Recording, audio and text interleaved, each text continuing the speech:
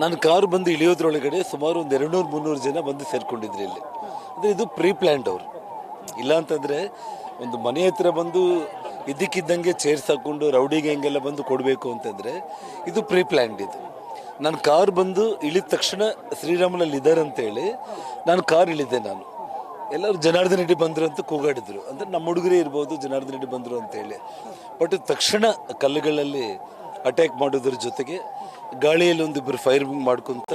ಯಾರು ಫೈರಿಂಗ್ ಮಾಡಿದ್ರು ಸರ್? ಎಷ್ಟು ರೌಂಡ್ ಆಯಿತು? ನೋಡಿ, ನಮ್ಮವರು ವಿಡಿಯೋ ತೆಗೆದಿದ್ದಾರೆ. ವಿಡಿಯೋ ಎಲ್ಲ ಮೀಡಿಯಾಗೂ ನಾವು ಕೊಟ್ಟಿದ್ದೀವಿ. ನಾವು ಸುಮಾರು 4 ರೌಂಡ್ ಫೈರಿಂಗ್ ಒಂದು ಕಡೆ ಮಾಡ್ತಾ ನನ್ನ ಕಡೆ ಏನು ನನ್ನ ಮೇಲೆ ಅಟ್ಯಾಕ್ ಮಾಡಿದ್ರು ನಾನು ನಿಮಗೆ ಈಗಾಗಲೇ ತೋರಿಸ್ದೆ. ನಾನು ಇವತ್ತು ಬುಲೆಟ್ ನಂಬರ್ ಸಮೇತ ಇಲ್ಲಿದೆ.